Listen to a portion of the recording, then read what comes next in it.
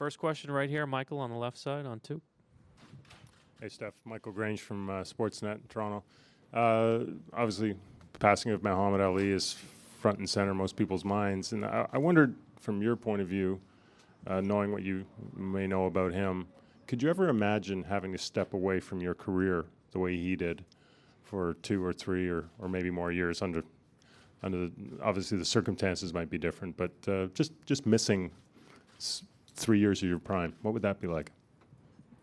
That would be a tough scenario for sure. Can't really put myself in his shoes at the time and understand the emotions he probably had and the struggle of what to do, what not to do. But yeah, that's when you love to have a passion for what you do in boxing, playing basketball, to for whatever reason not be able to kind of take advantage of your prime and the time and work that you put into it.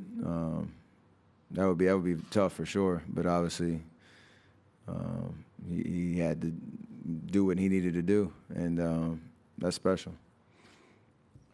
Emilio in the front. Yeah, Steph. Emilio Pérez, Top Deportes. As the competitor you are, how's your mindset going into Game 2? Do you feel you have to contribute more points in the offensive end and be more close to your average during the regular season? No, I just need to play better to help my team. I don't know what that will mean statistically, but that's when we're at our complete best as a team is I usually am playing a pretty good game, so I don't think I needed to press to score a certain amount of points or whatnot, but being more decisive with the ball, obviously making open shots, and running our offense at a high level. That's I gotta play better for sure. And after seeing some video, have you identified some adjustments that you have to make to play better against the Cavs defense? A few things, but for the most part is when I'm in decision, positions on the floor, just make the right one.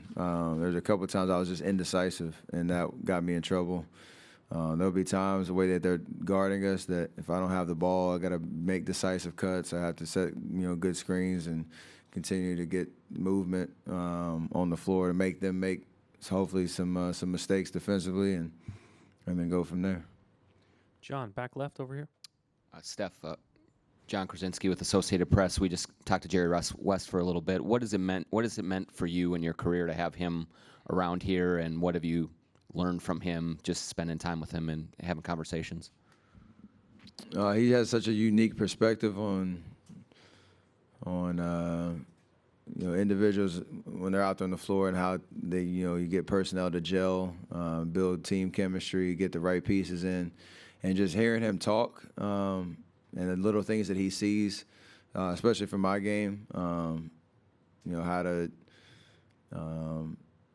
use leverage with your hands and use your body to create space, little things like that he was so good at. That's invaluable, advice. But for the most part, it's kind of just him sensing the temperature of the team when he comes around and giving us a little something that might help us is important. And it's obviously the logo, so you take his advice strongly. Over here in the front. Steph right here. Tariq Majidity, Afghanistan basketball. I'm sure you're sick of talking X's and O's, so I'm going to ask you a few lighthearted questions. First, mostly fan-based and media hype to create some sort of animosity between you and LeBron. Can you talk about maybe your relationship off the court, maybe when you met him the first time, what you knew about him growing up? And then second question, take us inside the home of the MVP. What kind of a husband, dad are you? Do you do chores around the house? Do you have a honey-do list from Aisha? I'll answer that question first, as a good husband would.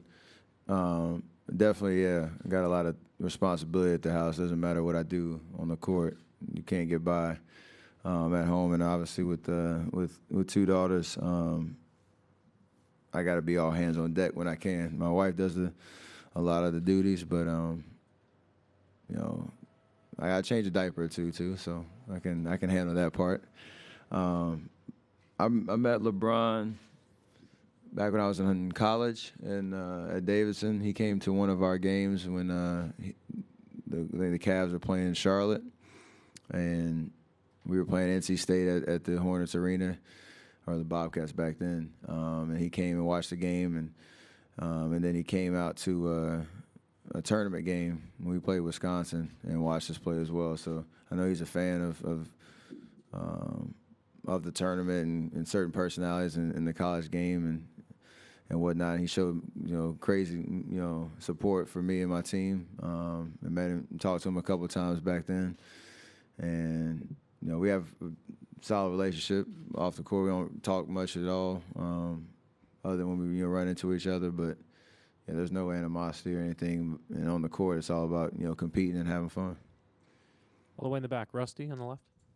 Steph, Harrison has rebounded and defended well for you guys throughout the playoffs, but how much better are you guys when he's aggressive on the offensive end like he was in Game 1? I mean, he just gives us another threat, and he's done that all year. Whether he shot well or not, he's been aggressive when he has his opportunities. And we have a lot of weapons, so sometimes he might get a little lost in the. You might not see a lot of field goal attempts or whatnot, but he's always a threat. Then you have to respect where he is on the floor, and when teams try to switch and get mismatches, he can exploit those situations a lot. He always finds a way to hit a timely jumper or bucket for us, especially in the playoffs, and he's always kind of ready for the moment. So he's such a talented guy and a smart basketball player that when the moment's right, he usually steps up. And in Game 1, he was very efficient with his game, and that's what we need from him. Michael here on the left.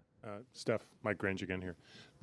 Again, a little bit on Ali. I mean, he was at the crosshairs of so many social issues in his time, and you've had a little taste of that with the LGBT issue in North Carolina. And I'm just wondering, for an athlete, how maybe scary or nerve-wracking is it when people are seeking your opinion on things outside your job?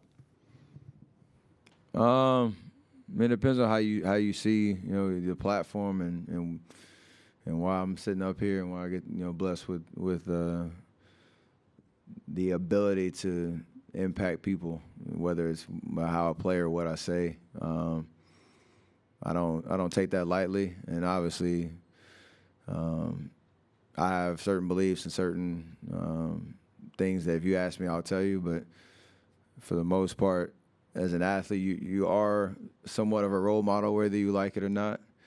And being sensitive to certain situations and to the current events that are going on, you got to have a certain stand.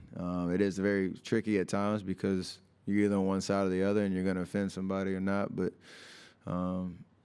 it kind of just comes with the territory, and whether you think that's important or not, that depends on the person. So Ali was the